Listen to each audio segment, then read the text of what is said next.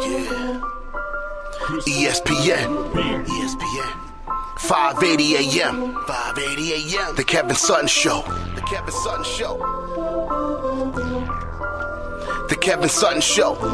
Google me, baby. I'm almost famous. Kevin Sutton Show live. We back again. In the studio now, ESPN, Phil Bird with the swagger, the Boston approach, bringing the knowledge in is real when he's knowledge on shows.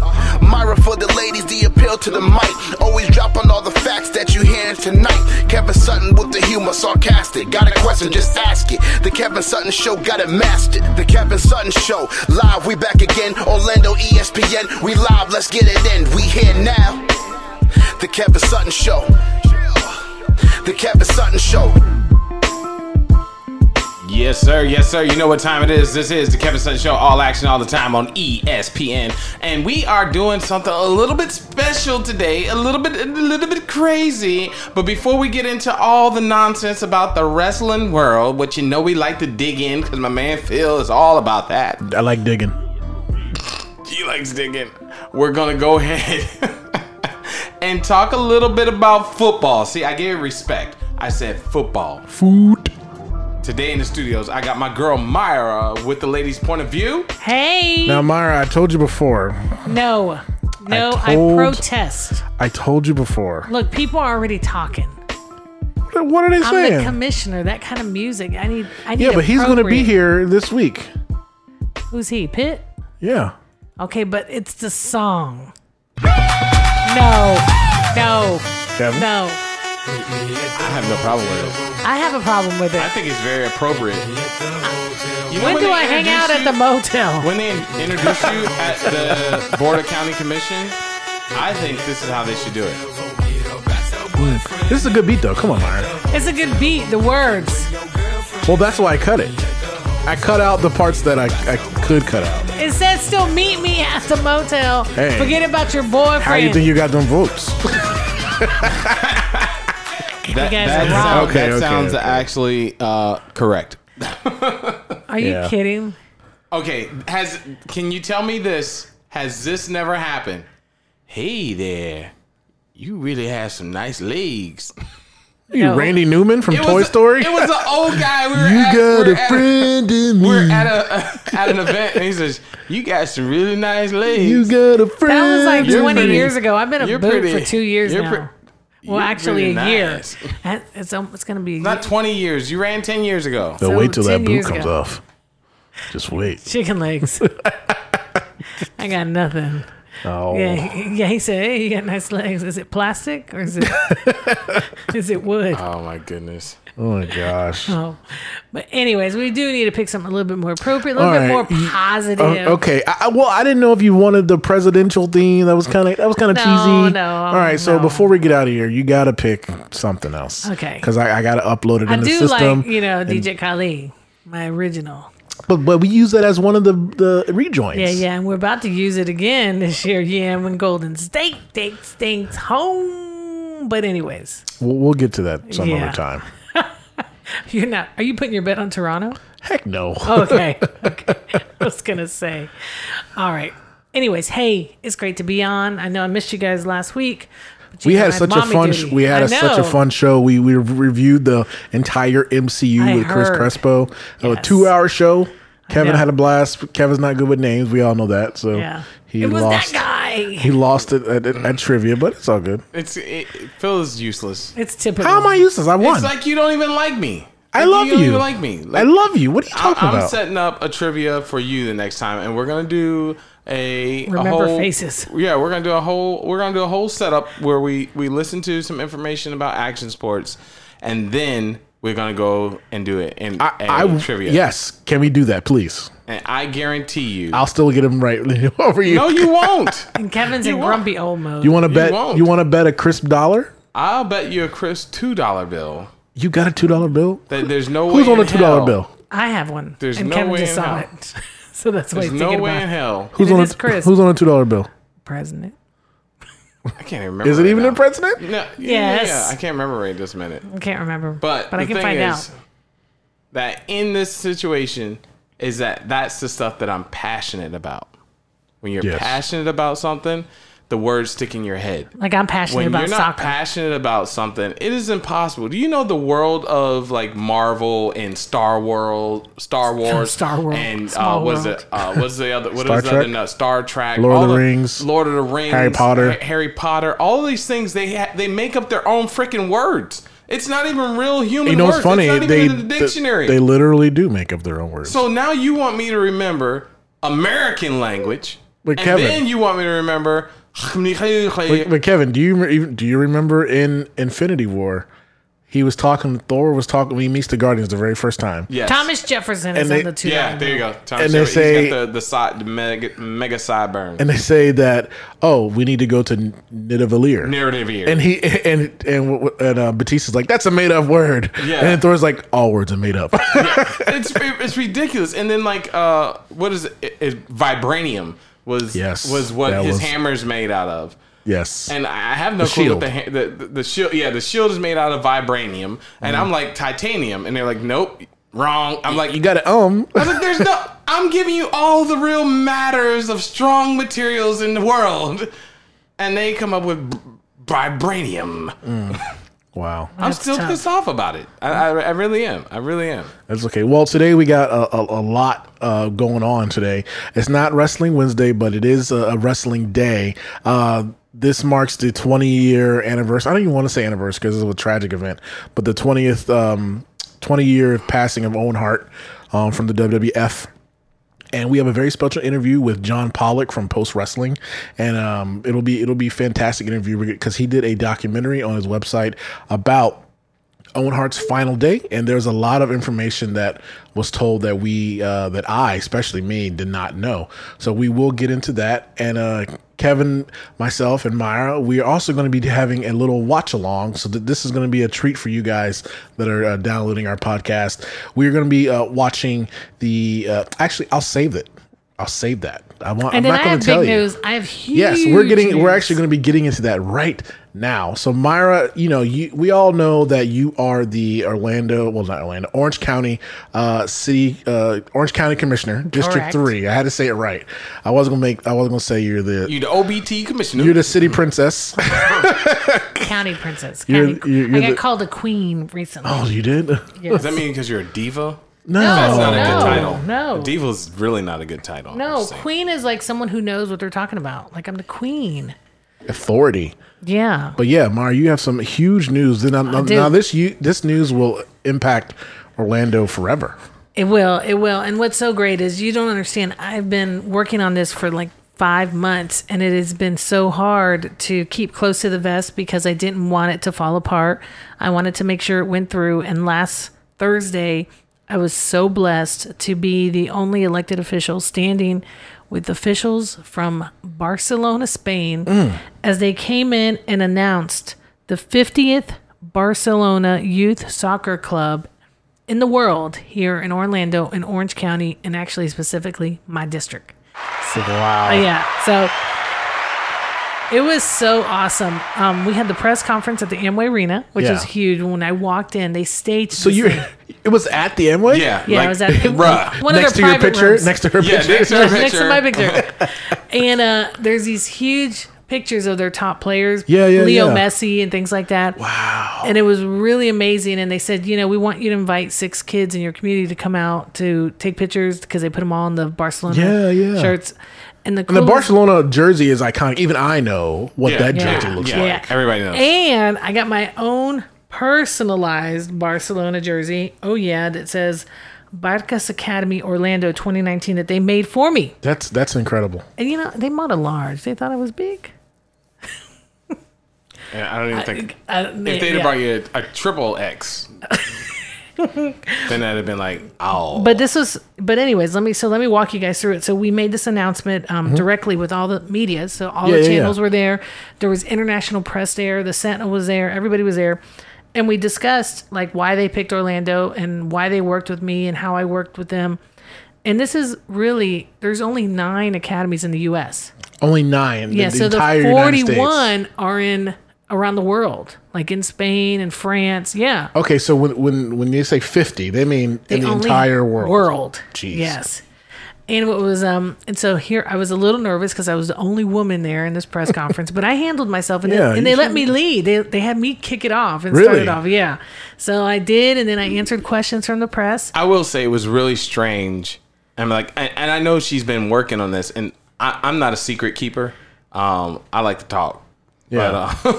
But especially when it's something cool, right? Mayra, what did you kick it off with? Ladies and gentlemen, welcome to the Amway Arena. Oh, I need to. Introducing the all new Bacchus team. Mayra, Yuri, Commissioner, and they go down a red carpet, and there was like 6 guys that were like tall with blue eyes and great hair, and I knew Kevin was going to say something. They sat her in the middle. And they were like, yeah. I'm like, hold on, man. That's my wife, dog. And they're like, yeah, you can sit to the back, bro. He said, you got nice legs. I'm like, this is ridiculous. Actually, all the women were like, whoa, those are some good looking men. I was like, all in GQ suits. And they were in GQ suits. What's up? What's this thing, man? And tall. They were really tall. Very tall. One of them was taller than Kevin. Hey, remember the Argentinian basketball team was pretty cool. Yeah, so I did get to walk in. So here, imagine this. So they start the press conference and they're like, Commissioner, you go first. So I'm walking down the red carpet and we go to the front and we sit up on the chairs and I get my own mic. And they introduce him, but they start with me. We have Orange County Commissioner Mayra Uribe first. And they go through these guys. And they all thanked her first. Yeah. I just want to say that without Mayra Uribe... sorry, go ahead. Let me... Yes, without Mayra here for us, we would be nothing. They said it like that? And she's laughing, Mayra, but that's literally what they said. She's an NG. That's literally what they said. And I mean, since I've known Mayra, she's always like loved soccer. Yeah. And she's always football. Football. And then she's always had this passion, and like in the closet we have skeletons stuff from in the creeping out the closet, but like she has this chest of like stuff over the years that she's collected, and there is plenty of stuff for Argentina soccer and our football. There's jerseys, there's classic magazine jersey, clippings. new jersey. It's just like seeing that opportunity for her to get to be in that situation. I know her family was really proud of everything. And one awesome. Reporter says, so you're being from Colombia. And I said, excuse me, I'm half Argentinian. I cleared him. You saw that? Yeah, I cleared him up. And everyone laughed. Because Leo Messi's sitting behind me. But I think the most pivotal part of it was... Wait, you just said that like that was nothing. No, not the real Messi. Life-size, Leo Messi. Huge... Yeah, are you kidding? It's a huge backdrop. If but Leo they're going to Messi, come, though. Yeah, they're going to come.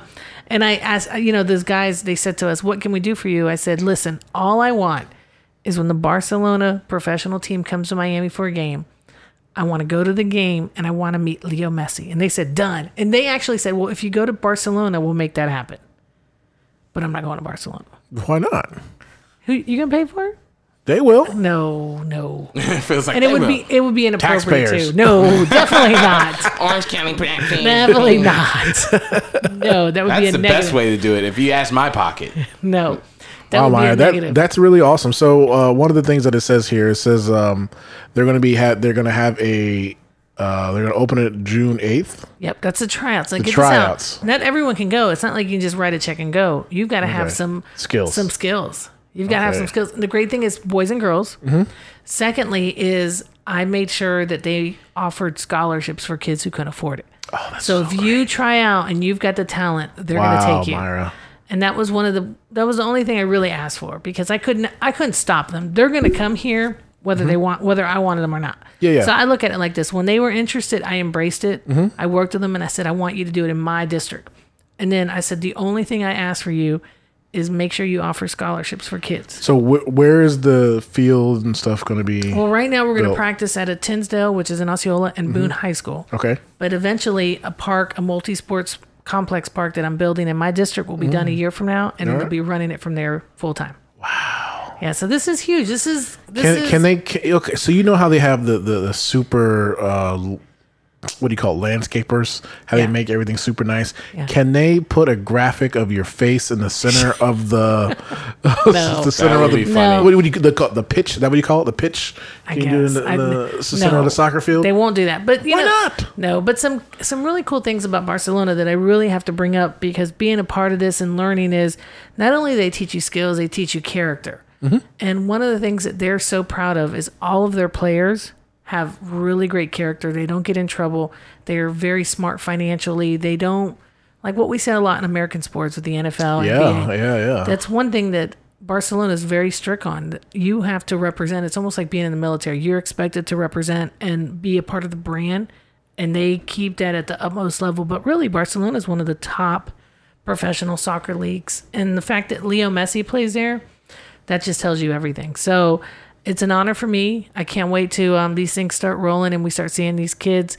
But one last point that was so amazing, we had these 6 kids come up, and we had the kids come up. They put them in the uniforms. They gave them soccer balls. Yeah. And this little boy comes up and he literally gives Leo Messi a kiss, like on the wall. And it broke my heart. I was like, oh my gosh. Oh my gosh. Awesome. That's giving me like, chills. That is really cool. So I'm so excited. I'm happy to be a part of it, and can't wait to see this thing fold out and go to some of the games. Oh my gosh, I'm so excited. International, you guys. We're international. Yeah. ESPN International. Mm-hmm. Wow. All right, we're going to go to commercial break. Bust you right in the face when we come back, man. Because that's what we do, dog. And we're going to get into that wrestling thing. Owen Hart family. Welcome to the party. Hit 'em up, huh? Get 'em up. Winning at pretty much everything except sports radio. Winning. Winning. You're listening to the Kevin Sutton Show on ESPN 580 Orlando. Everybody hands go up. And they stay there. And they say yeah. And they stay there. Cause all I do is win. And if you going in, put your hands in the air. Make them stay there. Oh, yeah. I remember that song. That's my theme song. Because y'all are losers. It's NBA time. So mean. Why are you so mean? Hey, it is what it is. Golden State doing it again. Oh, yeah. It's all a ripoff. What do you mean? It's called talent, baby. Talent. Dude, and they're doing it without Draymond Green. Yeah. But, can you imagine when the Magic thought they could beat Golden State? I love the Magic, except when they play Golden State. There's no thought. No. Please. No Kevin Durant. And Steph Curry played a total of 13 minutes the whole game. We're doing this again? We're not talking about facts. We're just talking about the fact. Did we beat Golden State? Yes, no. Magic. You didn't. Orlando Magic. You didn't Golden beat State. champion Golden State. You beat leftovers. We might as well hang out Golden State. That's what you guys did.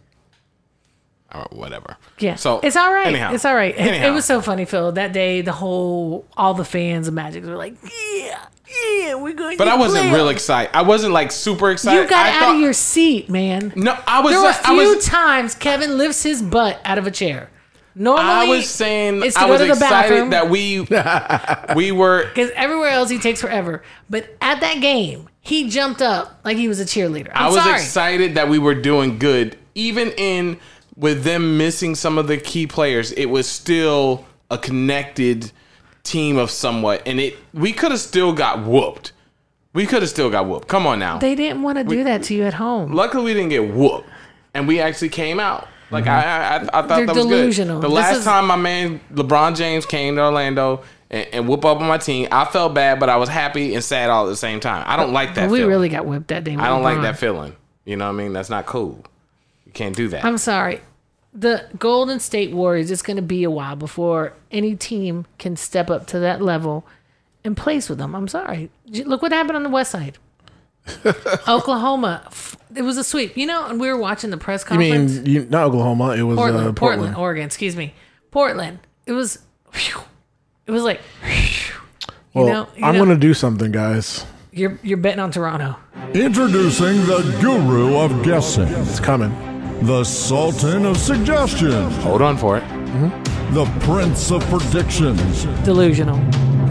Phil Stradamus. All right, I'm going to make a prediction right now. I told Kevin through this on Facebook. This is Kevin Durant. Kevin Durant's going to leave Golden State, and he's going to go to the Knicks. You think so? Yes. It's been talked about a lot. It has been talked about. It has. And I think sometimes if you speak things in existence, because I did say, I do recall when he left the last time, when he left Oklahoma. And I thought I watched the gut-wrenching backline story on what he did for the town and how everyone loved him. And it was like, there's no way that he could. And I was like, you know what? That might just be a good enough I don't think so. reason I to think leave. we all sat around, what was that, 2 years ago? Yeah. And we said there's no way. Remember? We all collectively said no way. Said no way. Yeah, even It's you just did, hard. Kevin. Even I'm just saying, it was like when you watched it. Kevin, it was just like but you know, what's his name Nick? did it to us. No. Dwight Howard did that to Orlando. Everyone said, no way. He is Orlando. And we said... But look what happened with Miami Heat with Dwayne Wade. Like, there's this whole thing that they said that the new era of basketball players do not have that longevity love for their team. Loyalty. They don't have that whole passion, that loyalty where they're like, I'm down for this team. Look at LeBron. Look, what was it? Nick Anderson. Like, he didn't go nowhere. LeBron, how many flip-flops does he have? Yeah. Oh, my Like goodness. 5 pair? Yeah. I'm at Cleveland. I hate Cleveland. I'm back to Cleveland. I hate Cleveland again. I mean, come on. I don't think Steph Curry would ever leave Golden State. No. I don't think so. Just kind of like Wade never left Miami. He did. Oh, yeah, well, but his longevity was in Miami. I mean, he's stayed for a more while. known for Miami. Do you think he left more because he knew the team didn't have the money to keep him there? Yes. I think it was more like help you guys out. Retiring? No, he wanted to help LeBron try and get another ring. That's what he wanted to do. Oh, well, yeah, Yeah, temporarily. I think he had to be there though. What? Had to be where? In Cleveland? I think Dwayne Wade needed to be there for LeBron James to win another ring. So he didn't was just though. like- so he's like, I'm leaving. didn't work. Yeah. No, so he left mid-season because LeBron had like a meltdown and he fired all the team. Remember? Halfway through the season, half the team got fired. Yeah. Well, LeBron is, I don't know. To me, sometimes LeBron is stingy. Mm-hmm. Like he wants to make championship teams wherever he goes, and you can't. It's got to be the right mix. And whatever he does off court, whatever people claim he does, there's a reason why people leave. There's a reason why people would say, I'd rather not have a ring than be his baby. Who Think said about that? it.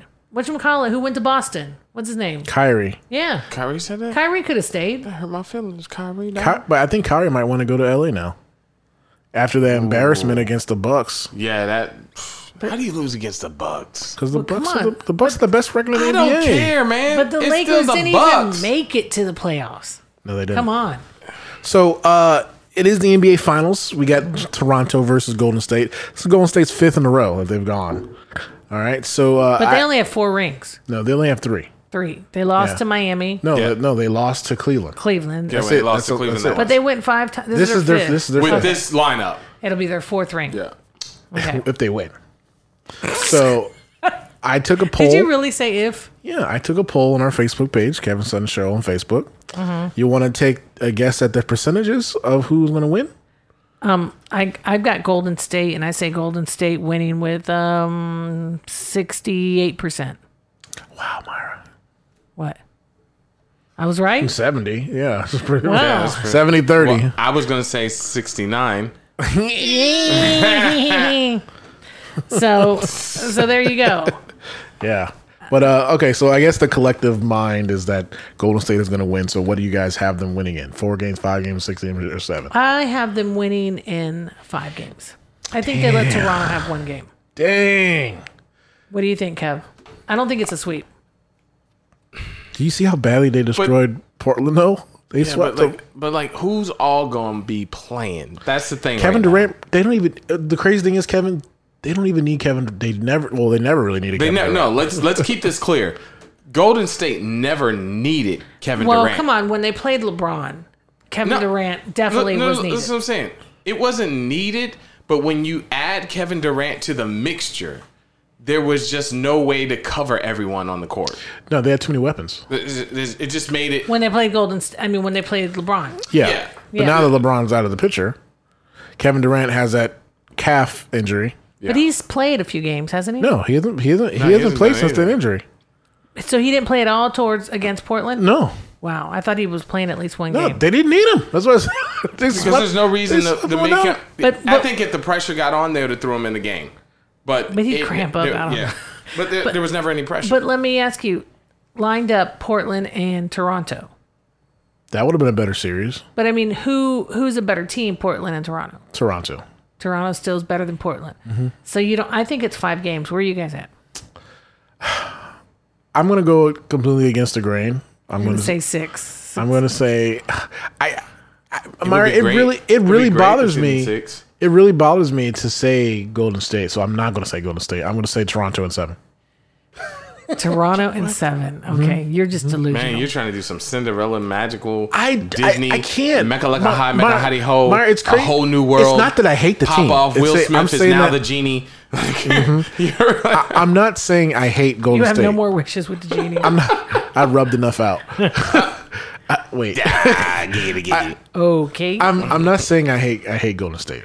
You guys know. Then why can't you just give them the respect they're due? Because the thing is you don't hate them. Like, no, so this, you can't hate say your philosophy. But I've said this for years, though. Yeah, I know. It's. I think it's better for the game when we have diversity.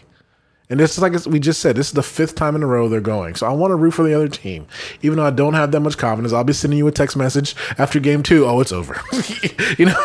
I'll never forget the year, though, when Cleveland came back and you had... Was it Cleveland or Miami? It was Cleveland. Cleveland came back and you had already given up. I did. That was hilarious that we were able to talk about that. Yeah, so I have to believe. I believe. It didn't work for R. Kelly. No. Okay, so you're going to have to...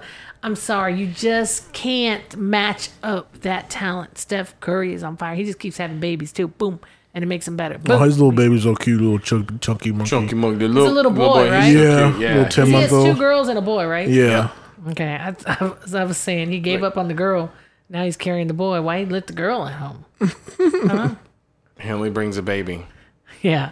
But anyways, as much as you can't say Golden State, you have to give respect where respect is. And Toronto, I remember they were in the final series with against Cleveland last year, remember? And they got swept. They did, and as much as they tried, they crack under pressure. And I don't think they do. Well, they didn't have the roadblock of LeBron. Yep. But they've got Steph Curry. Because look, one thing you guys know, no matter how great LeBron is, he still couldn't bring LA to the finals. They didn't get to show up to the dance. There's no one man. But he sells himself as his one man. They did a little comparison talking about the lineup with the Lakers when Kobe did it, compared. But the thing is, everybody wasn't still...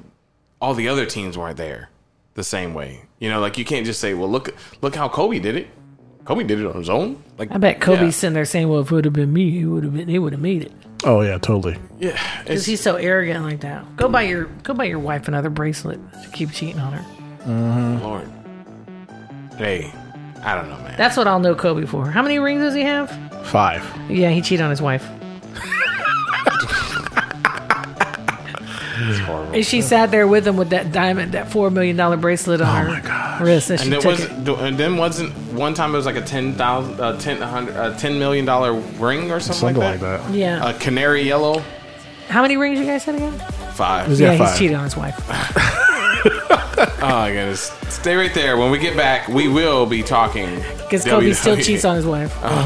We got a little sad stuff to talk about. We got an interview with number 5. That's with John Pollock from Post Wrestling. Talk about Owen Hart's final day. Mm-hmm. So we'll be right back. And before you go, remember Kobe, he cheated on his wife. Stop it, Mayra.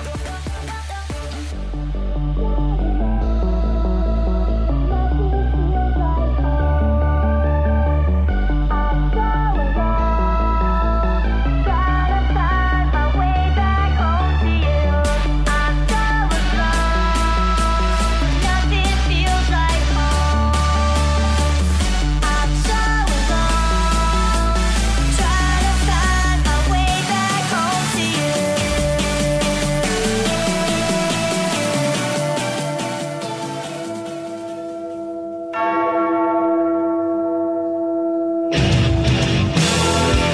You're listening to The Kevin Sutton Show. Your number one spot for sports entertainment.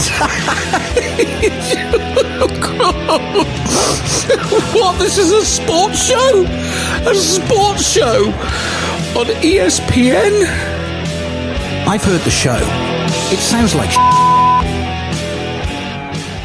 Yes, sir. We're back in the action, man, with the Kevin Sutton Show on ESPN. All action, all the time. And we are doing a special segment on the Owen Hart family. And there's a lot of things that are going on. And we just want to dig down into it. And my man Phil said we got the best person that you can actually talk to make this happen, that has done it all. And so I always rely on my man Phil when it comes to wrestling stuff. And that's just what it is. Phil knows wrestling. And we all know that by now, right? Yeah. Well, the thing is, this has been the 20th. I can't say anniversary, but it's been the 20th year since the passing of Owen Hart, and I listened to a very, very good documentary about Owen Hart's final day, and I had to have the guy come on the show who did the documentary. I'm a big fan of his. This is let me welcome everyone. Let me welcome John Pollock from Post Wrestling to the show. Thank you so much. Welcome, John. Welcome. Wow, I feel like I'm there with all of you right now. Thank you so much. You are. You're here in spirit with us, and we're having a good time. And John, if you don't mind, I'm going to kick this off with you. I'm a very big supporter of women in wrestling. I loved when the whole Divas brand started, and then the Women's Champion. And I'm an avid watcher. I like to see what the women are doing. I've been to Raw. Actually, Phil and I went to Raw this year. Mm-hmm. We had a good time. Okay. And I will say, I love John Cena. Okay, so I have John, let me apologize for anything that comes out of her mouth. Okay, first of all, so just to let you know, John, I'm a county commissioner here in Orange County, which is a pretty enormous district here in Central Florida.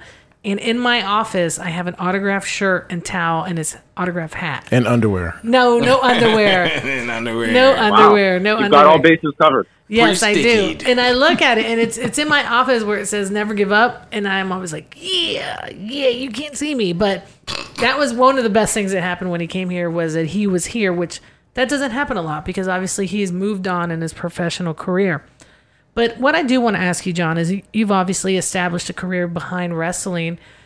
What is your take? It's really changed a lot, I guess. We always talk about when we were kids in the 70s and the 80s and the 90s.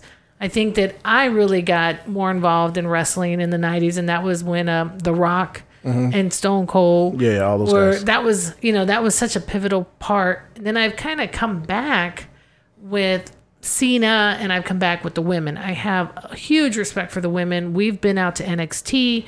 We've WrestleMania, all that stuff. WrestleMania, all of that stuff. So we've seen it, but you've really, seen this and moved it and really made a career out of it. What are your thoughts?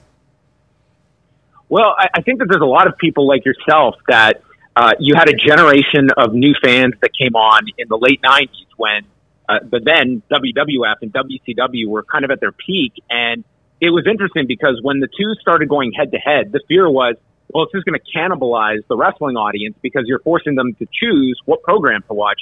And the complete opposite happened. So many new fans came into it and became fans of people like Steve Austin and The Rock. And the WWE has been able to really ride a wave of fans into this next generation. And it's a lot of people, that was their jumping on point. And now we're in this time period at the moment where I think that there are a lot of people like yourself that have focused on the WWE's very much, promoting a lot of the female talent, such as Charlotte Flair, Becky Lynch. And while we haven't seen the business necessarily go through the roof yet, I think it's one of those things where they have set the table now. And coming off of this year's WrestleMania, where the women were the featured match this year to go on last, what is that residual effect going to be 6 months from now, 18 months from now, of creating a new fan base? Because this seems to be a number of performers, Ronda Rousey included, that have gotten a lot of people's attention. And typically that's 6 to 8 months behind when you start to see business numbers that reflect that renewed interest. Right. And I will tell you, so when I went to the match, I hadn't gone to a match since like 96 when Phil and I went to see Monday Night Raw. And I could not believe the audience. It was crazy, right, Phil? Oh, yeah, of course. It was just like the power and the energy in the arena when we went was just phenomenal. Now, I've kind of gotten a huge respect for the women because actually I feel like the women have kind of fell behind. They have to work extra hard. Plus, they've got to look like eye candy. And they're treated way worse than the men. The way they have to get around, their travel. And I was a harsh critic on the whole Saudi Arabia thing. What are your thoughts on that? Yeah, I think that's it's a real. So for those not familiar, last year the WWE announced this 10-year agreement with the General Sports Authority in Saudi Arabia, and it calls for yearly shows in Saudi Arabia. They did 2 last year. They're expected to do another 2 this year, and they're paid an enormous amount of money for these shows. And for the WWE, it was treated like this is found money for us. Like we get to go over there. We're going to make a ridiculous amount of money for one show. But what comes with that is a real ethical question that a lot of people have brought up to them. And this was ahead of the first show. And when people watched that first show, I think people understood like what this was. Like you saw very much a message that this was largely propaganda that you were watching on this show. Like Cash grab. This is what the government is paying for. They are not paying all this money just so they can bring professional wrestling to their fans. They are hiring this monstrous vehicle that is WWE to send their message to the world. And it became way more heavy in conflict when they decided to go back in November, which is a month removed from the murder of Jamal Khashoggi. And the company came under great scrutiny, not just from their fan base, that there's different levels of criticism that WWE will take. The fan base will be vocal, but largely it's when things hit sponsors and when things hit their stock price as well. And we saw their stock price decline. You can't attribute all of it to that, but there were real signs of people canceling their subscriptions with the WWE network that said, I may be a fan of this product, but I'm not a fan of this particular deal and what the WWE is doing here, because this is a company that on one side, they push a lot of their humanitarian efforts and the charities they're involved with. Right. But at the other end, like this comes with a ton of conflict and criticism with it. Well, I tell you what, I was a big critic against them, and I get an opportunity to meet Stephanie McMahon in the next week. Oh, are you going to say something? I'm not going to accost her, but I'm just going to ask her thoughts, and I think it's a valid question. I'm sure she's had to answer it. She's a woman in wrestling, and she's running the women's division, so I think it's a valid question. Just what are your thoughts on how this happened? I mean, it was your daddy, but I know we've got other things to cover, but I appreciate your insight on this, and we'll be watching it. I think we're going to see, will it really make an effort, or do we become, Fayweather fans where we just kind of look the other way when it's that time of year, and then we come back when it's not? Now, John, I think that... Oh, I'm sorry, go ahead. No, I was just going to say that, you're certainly, not alone in that criticism, and I think that it really showed... I was really impressed, actually, with a lot of the media coverage and calling the WWE on this, because it is not something that you can just sweep under the rug. And I think that really came to the forefront last November. So it's a really big topic that I hope people continue to discuss. Now, I wish we had more time because we could talk about this literally for hours and hours and hours on end. But the main reason why I wanted you to come on the show today is because, it is the 20th year since the passing of Owen Hart. And you did a phenomenal documentary on his last day. And there was so much information that I didn't know because I was a small child at the time in 1999. And John, let me ask you a question. Is it okay if I play the first 15 seconds of Jim Ross saying what happened before we get started? Oh, yeah. Is that okay? Absolutely. Okay, here. So sure. for all the fans that are listening, this is literally the first cue of Jim Ross explaining what actually happened. I remember coming back. Kevin Dunn, our executive producer, told me, JR, we're coming back to you guys, and you need to let everybody know the update on Owen. And I said, I don't know what the update is. Nobody's told me. So in the chaos,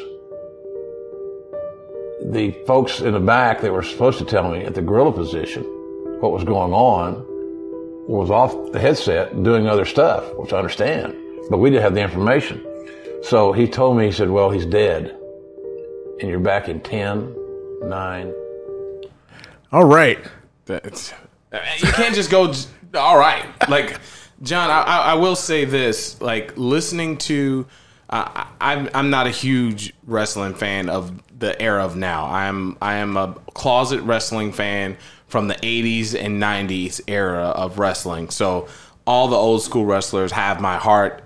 Things have changed over the years. It became a little bit too much glitz and glory, and it felt like a hip hop era. And but listening to Jim Ross speak about that moment, he's a great storyteller, and it reminds you of like what wrestling truly is about. It's about telling a story, and I think sometimes we get lost in the glamour of today, like the era, like with the wrestlers having the opportunity to have their own personal Facebook pages, and they do their posts here and there, and everybody's doing their own individual things, and we watch them on the the reality shows and all this different stuff. We get a little bit too much involved in who they are, and it kind of. It's like, Santa Claus goes to the beach, and, Santa Claus, has to use the bathroom, and, Kevin, I don't know what you're talking about. Listen to what I'm saying. Like, wrestlers in the olden days. You're talking about kayfabe. We're keeping kayfabe real. And now everyone knows they peek behind the curtain. Yeah. Is that what you're talking about? We have too much visual. Yeah, too much Christmas. It takes away from that glory of these wrestlers being like Santa Claus. Yeah. And I think there's a change that happens in us all as we go from children to middle age to adults, and then having our own kids. That does draw you back in when your kids bring that new energy into wanting to be a part of wrestling. And that part right there is where I think it was a staple in all of us, where that impact changed wrestling. And I don't know how you've seen that over the years, but there was more talk about how could they go on with the show. And I think that changed the outlook of the whole family. Yeah. How did they even consider continuing on with the event? Because in the documentary, I forgot who said it was, but they were talking about this is a crime scene. This could potentially be a crime scene. So what was their reasoning for continuing the show, John? I mean, it's something that I feel the WWF opted to continue. This is a live pay-per-view for those who are not familiar with it. This has happened. And I mean, it's something that it's still instilled in a lot of professional wrestling promotions, is that the show must go on. My argument to that would have been that this is no longer a decision that is in the WWF's hands. A man has just fallen 78 feet from the rafters, and he is on his way to the hospital where he would be pronounced dead 33 minutes after this fall. This is no longer a jurisdiction of the WWF. They are now out of the picture, and this is a potential crime scene. And to me, it was something that the decision should have been placed, and the authorities take over control of Kemper Arena at that point and announce to the audience, we're sorry that a tragedy has occurred here, and you all have to leave now. But instead, the pay-per-view went on for another 2 hours, and those inside the arena had no idea. They never got the announcement that Owen Hart had passed away that night. So it's something that I think you do give some leeway to this company, that there's no way to prepare for something like this. I think if that were to happen today, it would be handled vastly different than it was 20 years ago. Unless it's Silver King. It's something that I can't imagine being a performer that had to go out there after witnessing this and everyone concerned about Owen Hart and still having to go out and compete that night.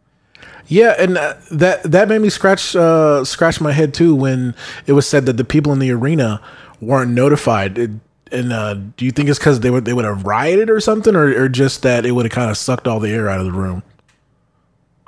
I think there was the concern that it was going to put a damper on the show to make that announcement. I can't really buy the idea that, hearing the announcement that someone has passed away, that would have led to a violent reaction from this fan base. I think it would have been one of utter shock and somberness. And, everything is, hindsight is 20/20 on that call, but it's the pay-per-view audience at home is aware of this, but I can't imagine for that fan base of what they had witnessed and then getting home that night.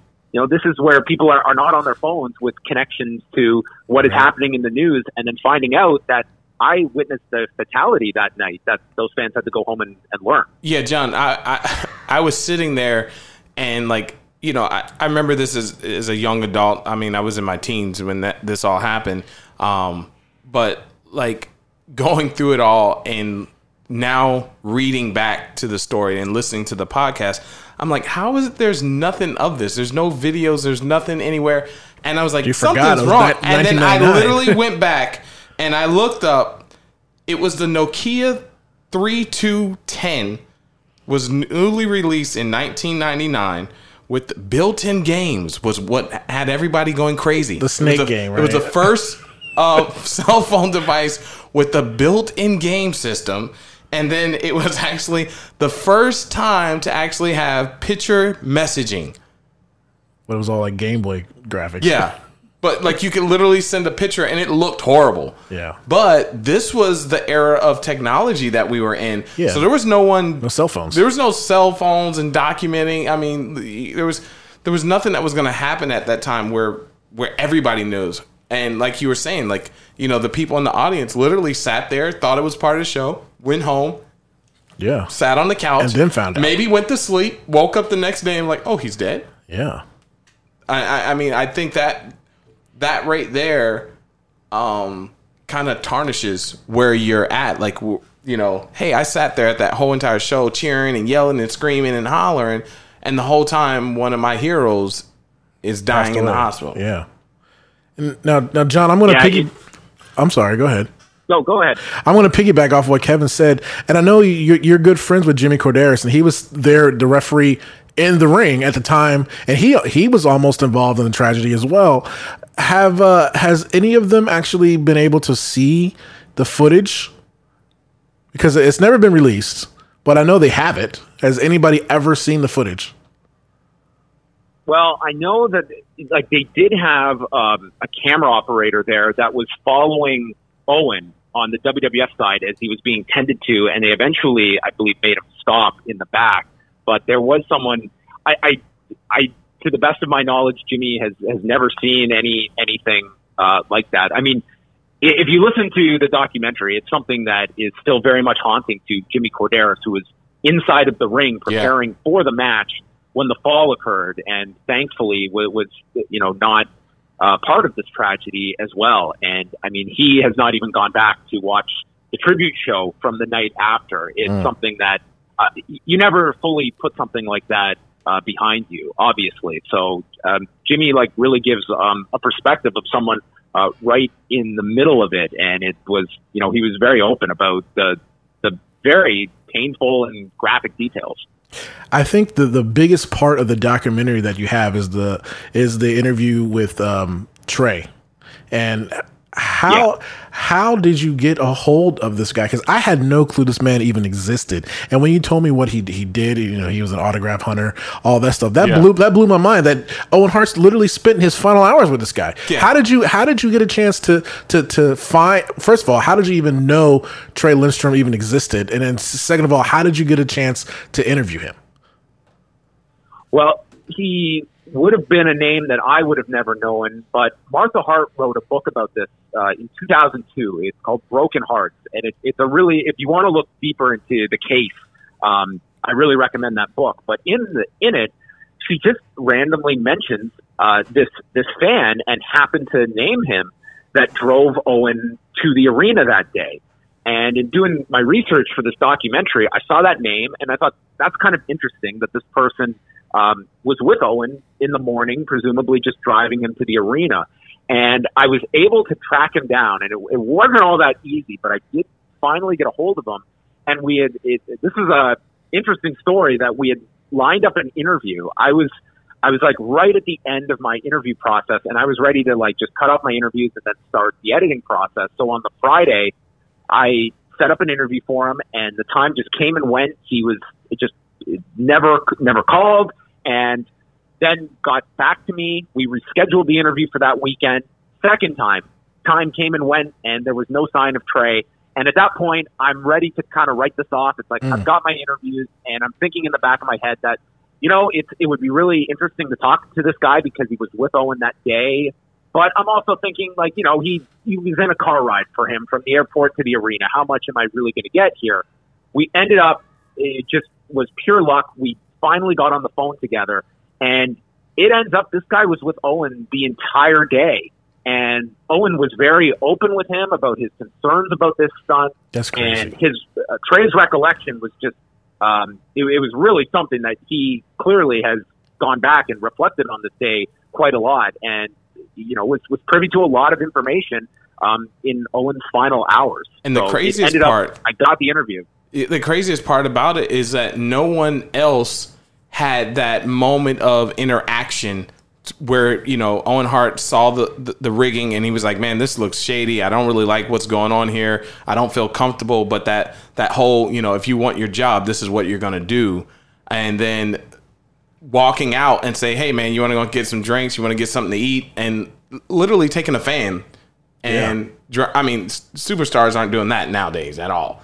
But to do that with somebody, but during the moment of distress. So I'm sure, if you had a bad day at work and one of your friends came by the house and you got in the car with them, you're going to talk about everything that pisses you off about work because it's right at that moment. And I think he got way more than an average just interview or somebody or a family member or even one of his brothers would have gotten because it was just at that heated moment. And it just kind of changed the perspective of it all. Like, this is... I understand it's about money, and there was something you said, John. You were like, business numbers reflect the need, and that makes you look at this whole thing because it was about saving money. The company that said they were going to do the rigging for $5,000, we got to save this money, and then the guy's like, well, you know what? I've done stuff for all these different companies, and no one researched this, no one double checked, no one vetted this guy, whatever. You're literally going to put somebody's life dangling on the line, and it was all for $1. I'm not buying a used harness to redo a skyscraper. It ain't gonna happen. I'll buy a brand new one. And it won't be from Amazon. I'm going to make sure it's from the companies that make the harness that I can talk to them like I'm dangling off of this building right now. So. And I think that's a conclusion so many come to is just that, there's sadly, there's been a lot of tragedies in professional wrestling and some that have happened in the ring that, as tragic as they are, you do understand that these are athletes that are performing high-risk stunts at times inside of the ring, which you understand the certain level of what you do sign up for in professional wrestling, that a suplex can be off by just so much that you can land badly on your neck, or that there can be a maneuver that goes wrong and someone could be hurt very badly. And sadly, that has occurred. This is not what professional wrestlers sign up for. And in the change in of the technology that they wanted to use to switch to what they ended up using that night, which is a quick release snap shackle, it was just to shave off a couple of seconds so that it's a quicker release for Owen, so that there isn't this delay as he's releasing himself. And it just was so far removed from what a professional wrestler should be asked to have to assume, because there's enough risk with this job without people having to be rappelling from ceilings and having to deal with things that, if this guy was nervous about it, should probably not have been in that position. And I think that's the frustrating part for so many, is that this was a needless risk that would not have left any kind of impression on people beyond that night. And instead, sadly, a man lost his life who had 2 young children and a wife. Yeah. Wow. Do you think now, because of what has happened, it won't happen again? Just because how this all went down and how the family had to deal with it and so forth, because it is a tragedy in the end for the sake of entertainment. And the actual stunt itself, the WWE has never done this stunt since, and I don't think you'll ever see the WWE do this ever again, because it would just be so tasteless. That said, we do watch and sometimes take for granted what these performers have to do when there's, guys that are jumping off from extraordinary heights off the top of a Hell in a Cell. And we kind of marvel at these, visual stunts and sometimes forget that these are not just humans, but also these are not trained professional stuntmen. And there is still an enormous risk factor. And the fact that sometimes guys are called upon to do things, and women too, and we don't even kind of question the fact that if this were on a controlled movie set, this would be something that would be rehearsed for days on end, and it would have so many precautions. And these guys have put out there largely without a net to get it done in front of a live audience with one take. And it's asking a lot of these performers that are professional wrestlers by trade, but that does not necessarily go into this other field that is professional stunt work. And I think that there still is some of that risk factor. Yeah, and I think the women are being pushed more and more each day too. They had the ladder, the Money in the Bank. They're just money in the bank. That's intimidating. So I don't know. It is the business right now. Yeah, I will say, like, getting slammed. We went to a wrestling dinner theater, which was really cool. It's kind of like medieval times meets the WWE, which was really cool. You get to eat and watch a wrestling match, but like 5-course dinner. So like it was really awesome. But after the show was over, they took us backstage, and I got suplexed. And it hurt. And they were like, oh, the ring is made to spring back and all this stuff. And they're like, this is the technology that we use. It was like, it was nothing like this back in the days. And now it's like, it's hydraulics and all different. I'm like, okay, cool. And literally, I felt that for like 3 days. My whole entire life said, why did you do this? But I've never been suplexed like that before. Like, I mean, the opportunity was there. I took it. But, I mean, imagine doing that from 15 feet. 15 feet up, off the top of a ladder, and we're just going to make this happen. And it sounds great, but it sounds like backyard wrestling, just you're getting a bigger damn check. Yeah. Now, John, I know we don't have a lot of time with you. I do want to thank you so much for coming on, and hopefully this relationship with us continues in the future, and we can have you on and talk about a whole bunch of wrestling stuff. But before I do let you go, please plug Post Wrestling. Let everyone know where to download your show, your Patreon, all that. Well, thanks a lot for having me on. It was great to chat with all of you. Yeah, you can go check out postwrestling.com. I run the site along with my business partner, Wei Ting, and we launched the site in 2017, and we've been covering this for about 15 years prior. So you can go check out the audio documentary there, postwrestling.com, and this is a listener-supported project that we run. So if you want to support us, you can go to postwrestlingcafe.com. That's our Patreon. And starting this week, we're going to be releasing the entire interviews that we did for this documentary in full. Oh, snap. So starting Monday, Jimmy Corderas will be the first one up on Monday. So that's postwrestlingcafe.com. You can sign up, and there's going to be all the full interviews up there. Oh, my goodness. Wow. And before I do let you go, what did you think of Double or Nothing? Was it a thumbs up, thumbs down? It was a definite thumbs up show. I thought that, there's things they could improve upon with, production issues, minor issues. But I thought overall for what it was setting out to achieve, which was to really galvanize a fan base that is looking for an alternative, I don't think they could have done a better job. They really had a lot of momentum coming out of that show. And I think that it was all the energy you wanted to come out of that show, where people are really invigorated by All Elite Wrestling. And I thought it was an excellent show. Wow, John. Appreciate it, brother. Much love. Hey, this was the Kevin Sutton Show. All action, all the time, always in your face. And I'm telling you, my man John bust us across the head, brother. And they put us to the bottom of the ring. And they put the chair over our back. And we don't know what to do with it. But I got my tighty whities on, my tank top and flip-flops, brother. And woo! Hit us up on Facebook, Instagram, Twitter, and YouTube. KevinSuttonShow.com. Thanks, John.